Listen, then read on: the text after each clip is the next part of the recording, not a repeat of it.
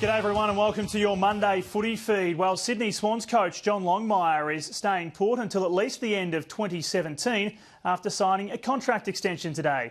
The 2012 Premiership coach was already contracted until the end of 2015, but the club has given the 43-year-old a further 2-year extension. It's not even close to the 9-year mega deal given to Lance Franklin, the coach's first task after being re-signed, answering questions about the impact the star forward is having on the famous Bloods culture. Lance is a player that's played 9 seasons at Hawthorn knows what being a successful player is and being part of a successful club is. And that's what we know, and that's what he'll concentrate on here as well.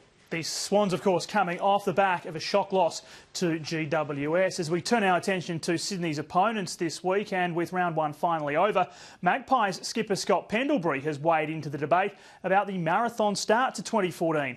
Collingwood opened the season with a loss to Fremantle 10 days ago and have to wait until Saturday night for the next game.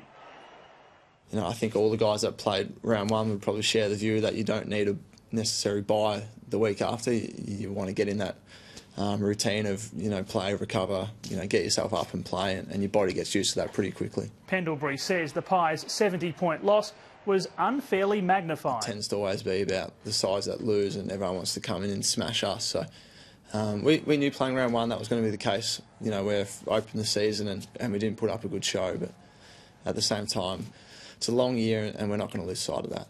The skipper insists there's no need to press the panic button.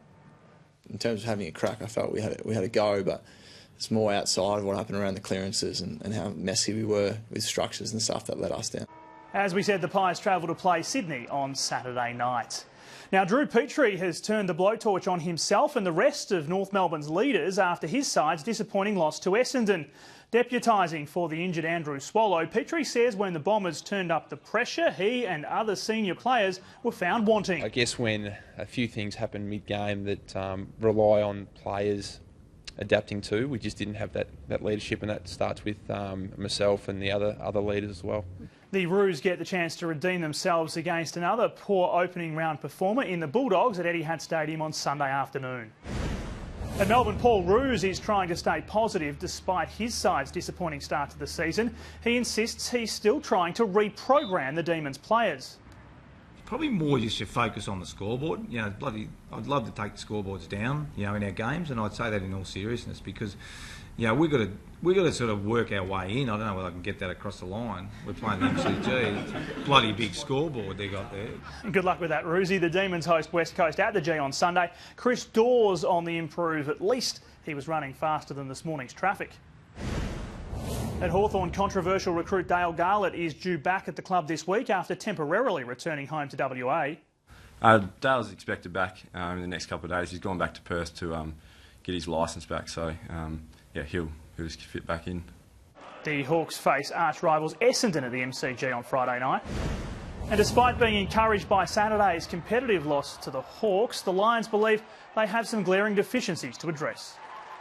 Plenty of good signs to come out of the game. Probably a few little execution errors that Hawthorn capitalised on, and being a premiership side, they showed us how to use it going forward. And that's probably somewhere where we really lacked class, that finish in the especially third quarter when we had our opportunities.